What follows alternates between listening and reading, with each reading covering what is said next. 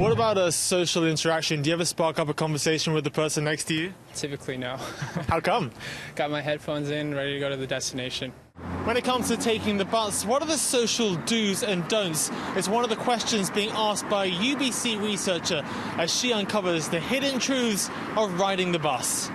Amy Hanser is watching you. The UBC sociology professor has been riding buses across Vancouver for the past 5 months, observing the habits of transit users and the unspoken rules that come with strangers sharing the same space. There's actually lots of patterned behavior on buses. So where do you sit?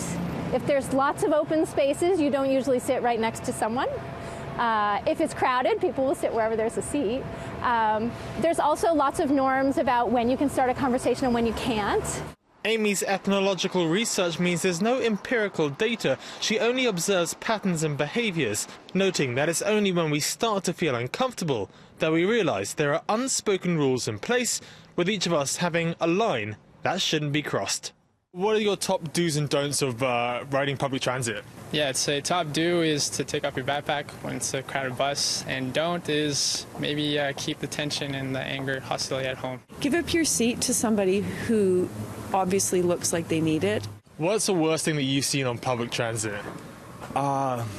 People barking at each other, trying to tell them what to do. Like, they're like, they're trying to be the authority and not actually just like let them do what they want to do kind of stuff when it doesn't infringe upon them.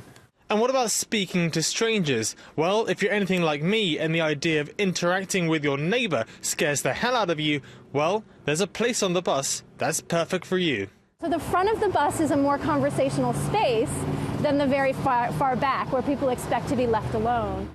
Amy's hoping to write a book about her observations, and while there may seem like lots of rules to riding the bus, overall she sees it as an excellent example of social order and civility.